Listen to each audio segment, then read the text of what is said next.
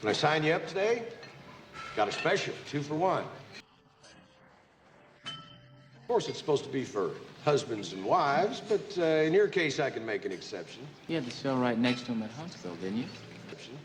I want to know about Dewey Baker. I still won't talk about Baker. Look, if you've got paper, serve me. Take me down. If you ain't got paper, get out of my face. Let me explain something to you, Gilliam. I could bust you right now, put you back on the inside. You're still on parole. Hey, Mondo. Hey. Don't want to get a hernia. It's a lot of weight. Put another plate on. Put them both on. Okay. I got it.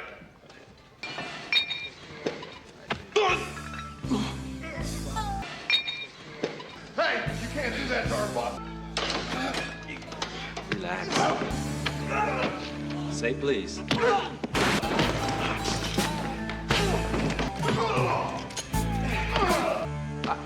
Don't even think about it. Look, pal, you don't want to do this, all right? Now you owe me. That's 100 for the frames. 42.50 for the lenses.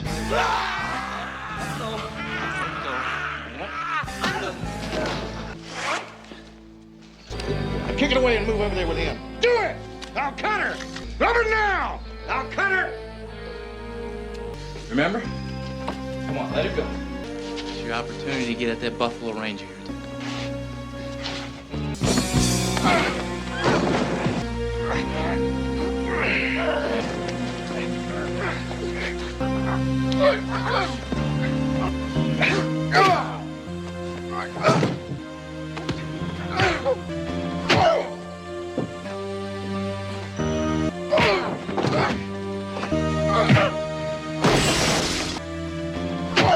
The story begins with Texas Rangers Cordell Walker and his new partner, James Trivette, tracking fugitive Benny Carl Devlin to an apartment where he is hiding with his girlfriend, Ms. Mason. I ain't expecting nobody. Who the hell's that? Ask who it is. Texas Ranger, man. Who is it? Strip. What? I said strip. Sorry to barge in on you like this. Ask you a couple of questions, if we may. What you want? About what? About Benny Carl Devlin? I haven't seen him in 2 years. Miss Mason, Devlin's wanted for the murder of a police officer. Easy, partner, easy. The lady said that she hasn't seen the man. When the Rangers realize Mason is lying to protect Devlin, they break down the door and enter by force. Despite Devlin's violent resistance, they quickly subdue and arrest both suspects. Please, Mr. Devlin, just one comment, please, before you enter the courtroom. You've just seen the accused killer, Benny Carl. At the Tarrant County Courthouse, Assistant District Attorney Alex Kaja leads the prosecution and publicly announces that she will seek the death penalty for Devlin.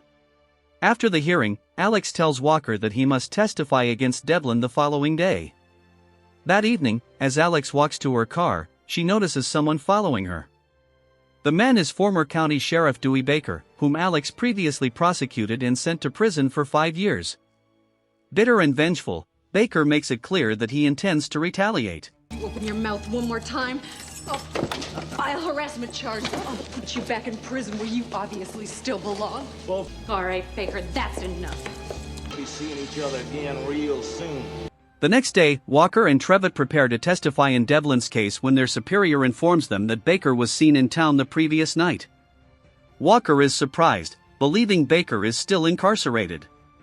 Concerned by Baker's violent history and grudge against Alex, Walker visits her home to warn her. This isn't funny, Alex. The guy's dangerous. I know. He's already paid his respects. Alex dismisses the threat, insisting that her priority is securing Devlin's conviction. Even her boyfriend's claim that his judo green belt can protect her fails to ease Walker's concerns. Later that night, Alex returns home and is ambushed by a masked intruder.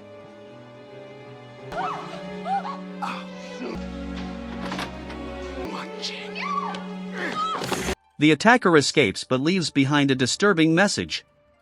Her clothes have been neatly arranged across the bed, indicating that he entered her bedroom without triggering the alarm. Shaken, Alex contacts the police, and an investigator concludes that the intruder is highly skilled with security systems and left no evidence behind.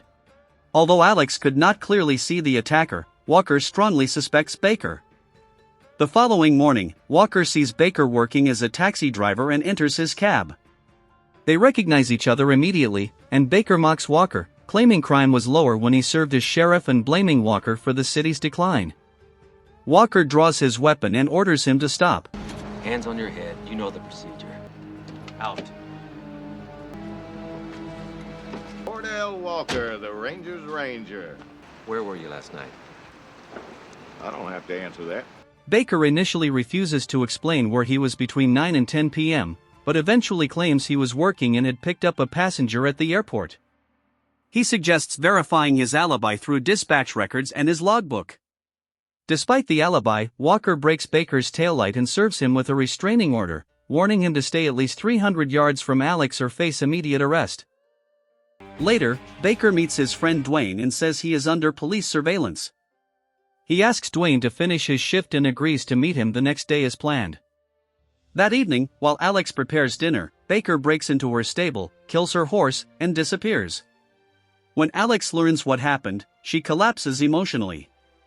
The next morning, Walker tells Alex that Baker was under surveillance the previous night but believes he had an accomplice. He warns that Baker may intensify his attacks after the preliminary hearing and advises Alex to go into hiding. Alex refuses, arguing that stepping aside could allow Devlin's defense team to request a new prosecutor and weaken the case. There is no way I'm gonna take that chance. Walker launches a manhunt for Baker. He and Trivette begin at a gym owned by an ex-convict where Baker once spent time. Don't know him. You had the show right. The owner denies knowing Baker's whereabouts and orders them to leave. It's a lot of weight. When Walker questions the others, they refuse to cooperate. Say please. Hey, you can't do that to our boss. After a violent confrontation, Walker and Trivette discover a large quantity of drugs on the premises. They confront the owner about selling narcotics and offer to drop the charges in exchange for information about Baker's location. The owner he claims not to know Baker's whereabouts but suggests arresting Dwayne, one of Baker's former cellmates and closest associates. He also describes Baker's disturbing prison fantasies of abducting Alex and taking her to a remote cabin where no one could hear her screams. Dwayne, who had also broken into women's apartments, later meets Baker and nervously warns him that the police are searching for him.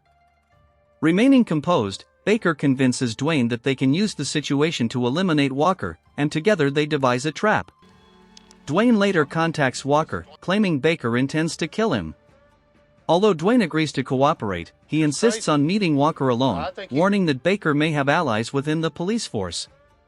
They arrange to meet at an abandoned house, but Walker arrives to find that Baker has murdered Dwayne and hanged his body from the ceiling. The next day at the courthouse, Baker disguises himself in a sheriff's uniform. When Alex enters the elevator, he releases a gas canister, rendering Trivette unconscious, abducts Alex, and escapes in another vehicle after firing his weapon to clear a path. By the time Walker arrives, Baker has disappeared. Examining the abandoned vehicle, Walker finds cedar leaves, while Trivette discovers gas receipts that point to Baker's likely destination. At a secluded cabin, Alex attempts to escape but encounters Baker, who knocks her unconscious and blames her for the charges that led to his imprisonment and for replacing him with what he calls a bleeding-heart liberal sheriff. As Baker prepares to attack her, Walker and Trivette storm the cabin. Baker takes Alex hostage and threatens to kill her unless they drop their weapons. While he drags her outside, Walker circles the cabin, exits through another door, and ambushes him.